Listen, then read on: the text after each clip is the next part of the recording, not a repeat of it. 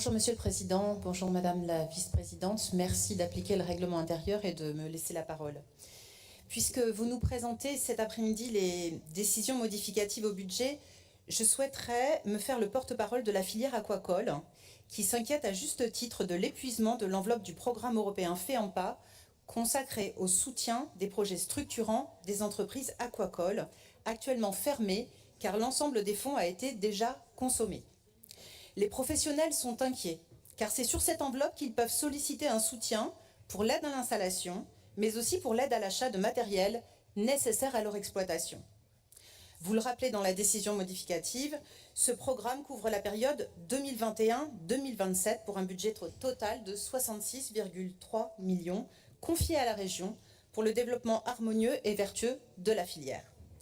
Conscient du problème et après plusieurs réunions de crise, vous avez, Monsieur le Président, décidé, semble-t-il, d'abonder l'enveloppe avec les fonds propres de la région pour un montant de 1,5 million d'euros, afin de répondre aux dossiers en cours et nous vous en félicitons.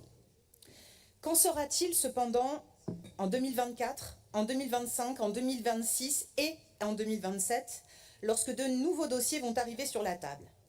Y a-t-il une possibilité de fongibilité des lignes budgétaires consacrées aux 3 chapitres du programme d'une aquaculture exemplaire?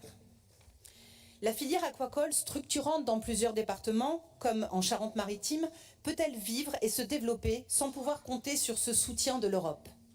Avez-vous envisagé de plafonner le montant des aides sur ce chapitre avec un seuil plus bas permettant d'en faire bénéficier un plus grand nombre de bénéficiaires?